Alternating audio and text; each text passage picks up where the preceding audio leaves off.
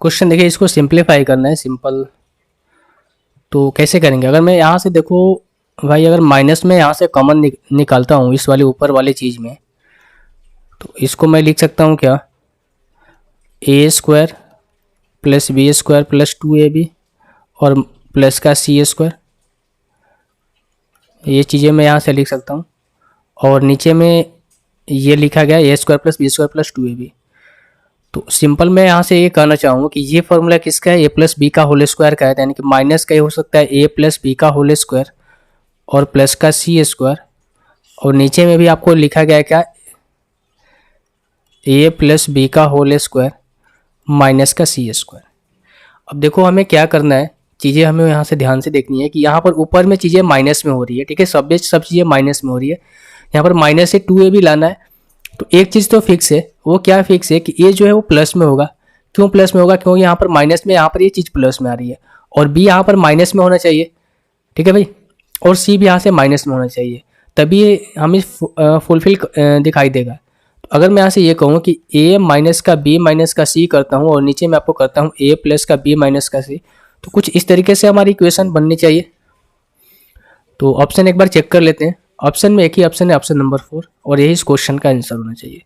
अगर ये चीज़ आपको समझ में नहीं आ रही है तो आप यहाँ से वैल्यू पुट कर सकते हो भाई। अगर आप वैल्यू पुट करोगे ना तो फिर देखो एक चीज़ आपको ध्यान में रखना होगा, अगर वैल्यू आप सेम पुट कर रहे हो, A equals to 1 B equals to 1 C equals to 1, मतलब इस तरीके से पुट कर रहे हो, तो एक चीज़ आपको ध्यान में रखना है। क्या ध्यान में रखना है मैं आपको बताता हूँ। अगर आपने पुट कर लिया कि A equals to B equals to C equals to 1, ये वैल्यू अगर आपने पुट की यहाँ से, तो ऊपर में क्या वैल्यू आएगी 1, माइनस है ना, तो ये आपका प्लस का 1 हो जाएगा। और यहाँ पर क्या हो जाएगा माइनस का 2, और ये हो जाएगा कितना आपका प्लस का 1। नीचे में क्या हो जाएगा 1 प्लस में 1, प्लस में ये कितना हो जाएगा आपका 2, और ये हो जाएगा प्लस का 1। देखो ये वैल्यू कट जाएगी यहाँ से, 2 प्लस 1, और ये हो जाएगा क्या आपका -2। अगर मैं यहाँ से घटाऊंगा तो हो जाएगा कितना -1 आ जाएगा। और नीचे में कितना हो जाएगा आपका 2 और 2 4 1 5, -1 अपन में 4 आना चाहिए। तो भाई फिर तो चीज़ें गड़बड़ हो जाएगी। हाँ हाँ, यहाँ पर हमने गलत कर दिया है ना, एक मिनट देखिए, साइन में गलत कर दिया हमने। ए 1 का स्क्वायर 1 हो जाएगा, प्लस में हो जाए, सॉरी माइनस में है यहाँ पर, माफ़ कीजिएगा, -1 का स्क्वायर यहाँ पर 1 होगा, माइनस का 2, और ये हो जाएगा माइनस का 1। अब बचे नीचे में क्या हो जाएगा भाई 1 प्लस 1 प्लस 2 माइनस का 1।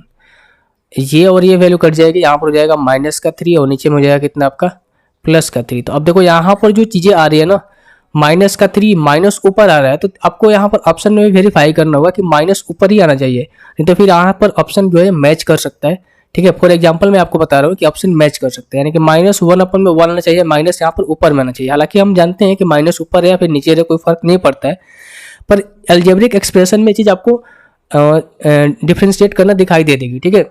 तो अगर आप वैल्यू को सेम रखते हो, तो A equals to B equals to C equals to 1 रखते हो, तो यहाँ पर एक चीज़ आपको वेरिएशन देखने को मिल सकता है। तो जब भी आपको ऑप्शन से क्रॉस वेरीफाई करना होगा, तो आपको एक चीज़ देखना होगा कि ऊपर में चीज़ें माइनस आ रही है कि नीचे में चीज़ें माइनस आ रही है, ठीक है। तो आप यहाँ से चेक कर सकते हो। अदरवाइज आप यहाँ से वैल्यू को थोड़ा सा चेंज कर सकते हो, ए इक्वल्स टू 1 रख लो, बी इक्वल्स टू 2 रख लो, सी इक्वल्स टू 0 रख लो। तो उस केस में जो आपका आंसर आएगा वो सटीक आंसर आएगा। अगर आप ऐसे 1 रखते हो, सारी वेरिएबल्स को 1 रखते हो, तो फिर आपको चेक करना होगा। और चेक करने के टाइम आपको ये ध्यान रखना होगा कि जो डिनोमिनेटर है उसके ऊपर माइनस आ रहा है कि डिनोमिनेटर है उसके नीचे माइनस आ रहा है, ठीक है। अगर आप ये चीज़ नहीं देखते हो तो फिर आप यहाँ से गलत आंसर भी टिक कर सकते हो। तो उम्मीद करते हैं चीज़ आपको समझ में आ गई होगी।